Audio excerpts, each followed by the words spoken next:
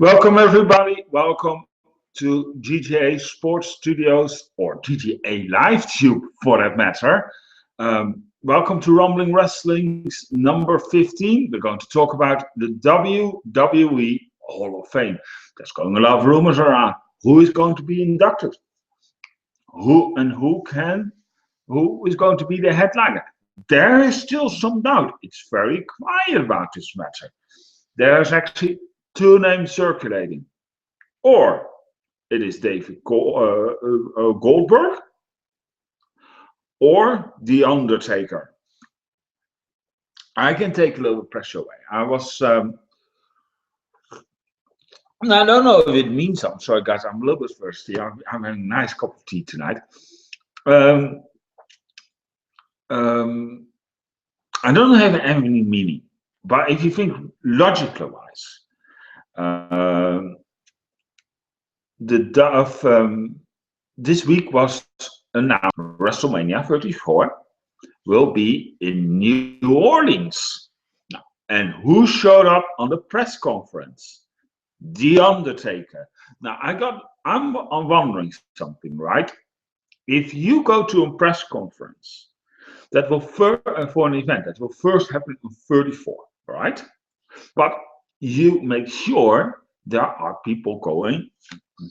Um, um, I don't have any meaning, but if you think logically wise, sorry, I'm getting a little bit here.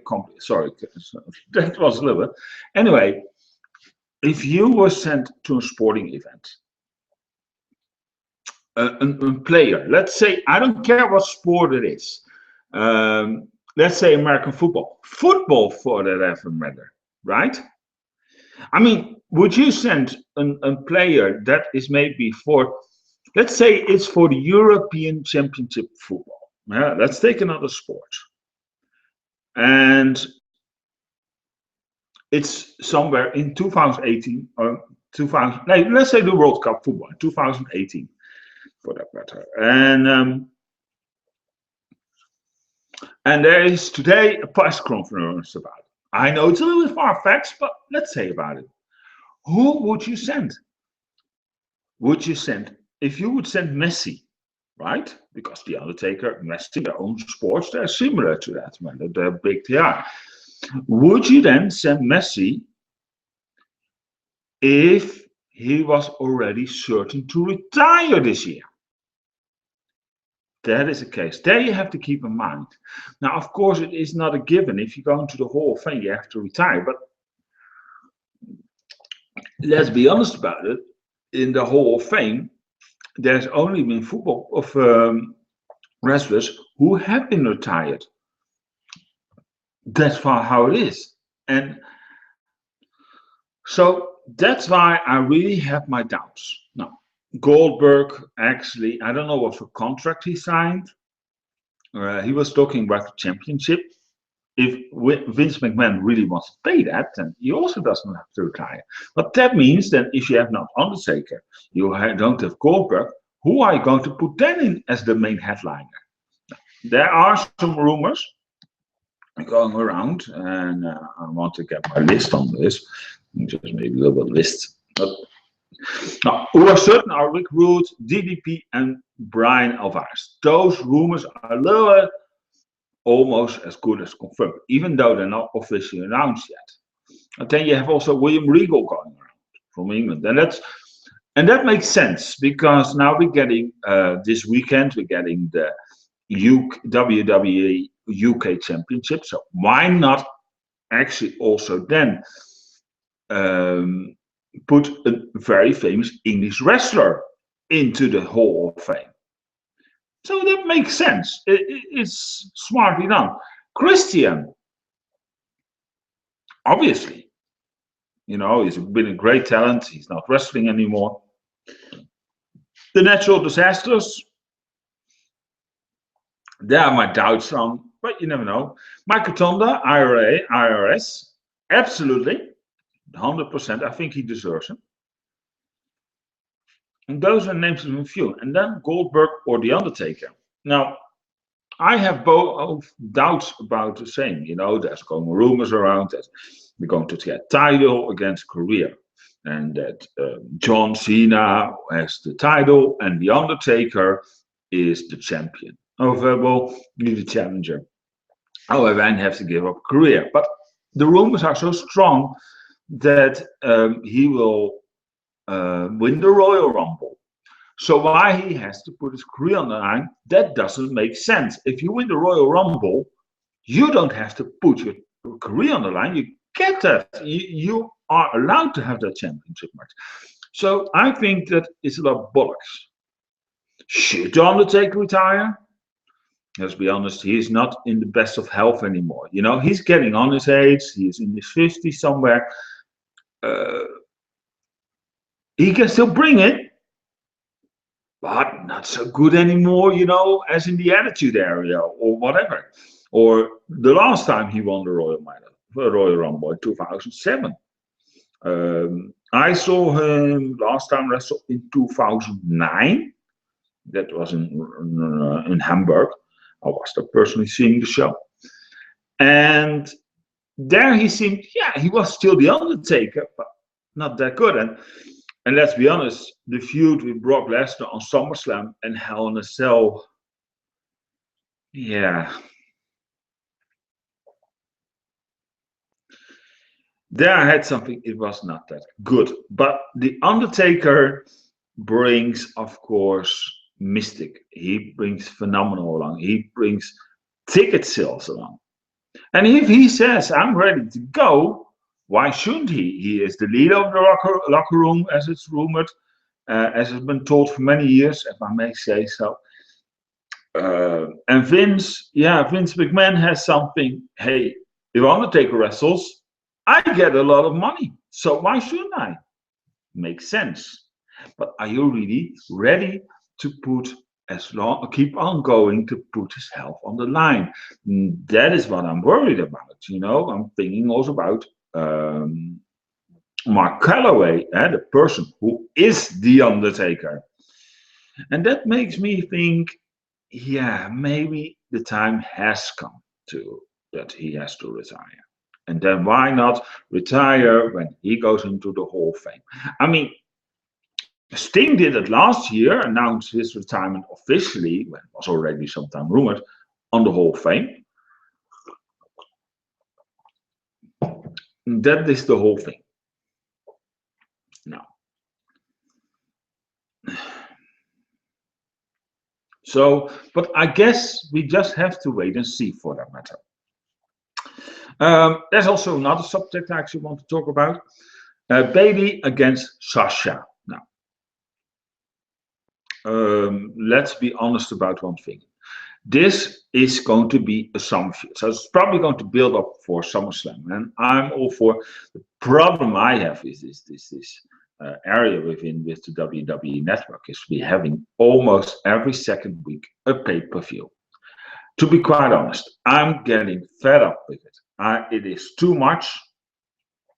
It is overkill, and personally, I think it is damaging the product. So what WWE has to do is, for that matter, guys, I'm going to make a little light extra because I didn't do that. No, okay, that doesn't matter now.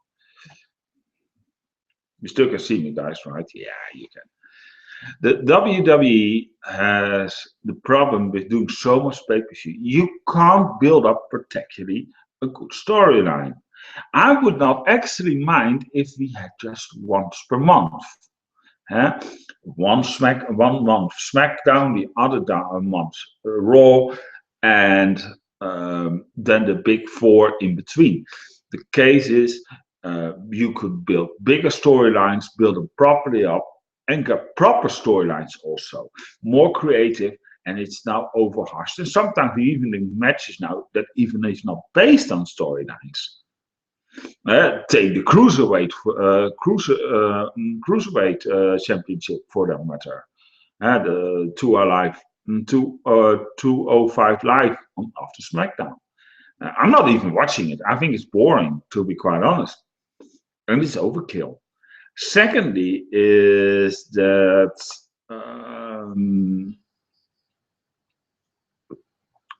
we are going to get also. Um, we're going to now get also the UK Championship, but also is announced that they're going to do a weekly show. Is that for the matter then to do something from, hey, is this wise? We're getting overkill. We're getting, yeah, it looks like almost every year we're getting more and more products, and WWE doesn't understand that we don't want to see more of this product. We're getting overkill for that matter. So I have something, yeah. And what are we going up against then? If I may be honest, if I'm being really honest about it, is uh, 7 days a week wrestling? Really? Now, don't get me wrong, I like wrestling. I've grown up, I've been watching as a little boy. I think, was 9 when I started watching. It was around, I was a little bit older. When was WrestleMania 4? That was around 88. So I was 13 years old. So you can figure out how old I am now. So I know the product very well. So the problem is that if you, at the time, we only had four pay-per-views at the time. We had SummerSlam, we had Royal Rumble, Survivor Series, and WrestleMania. That was more enough, and you had a good build on. Yes, the matches were shorter on the pay-per-views, but you had more matches, and more matches, top matches. They would build up properly. Of course, there were more. You had the jobbers and you had the wrestlers. So the top wrestlers would not against each other every week. Maybe that also brings it maybe a little bit bigger, better build-up. I understand that is the olden days, and we can't go back to this program as we speak at this moment. So that is a little bit of a problem. So we can't actually say, going back to our program, it won't function, But story-wise, I think we should cut a little bit on the pay-per-views. Just go once per month and you'll be fine.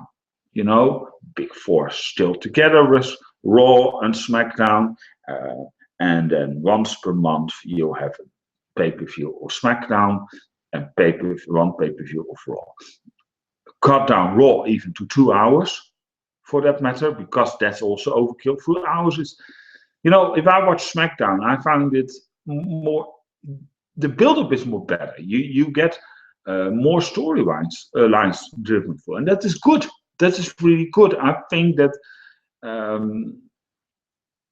in that small time you have more to focus on it, and that's right. So you can focus on the storylines you have. The problem also, what I noticed lately, I don't know what you've been noticing, is always the same wrestlers in those storylines. And it's very tiny. You have John Cena, who goes sometimes away, and then you have AJ Styles and Dean Ambrose and Dolph Ziggler for SmackDown. The other ones is just hanging a little bit underneath, and then you have the tag team division, but also is not the best there. So I'm wondering, we should get more wrestlers. Now I'm hoping actually for Baron Corbin to break through, so we have an extra star coming up. That would be maybe good, because there's a lot of wrestlers. You think to yourself, really? And they have so much talent. If they book them properly and give them proper storylines, even better, then they would function. Then they easily automatically involve. Yes, I forgot about The Miz. But The Miz is something, guys, I don't see him as a world champion. The Intercontinental Champion, he did perfectly. He built that up perfectly. But now he lost it. What will happen to him? Because, to be quite honest, I don't want to see him as a world champion. That would be boring. He's just a perfect Intercontinental Champion.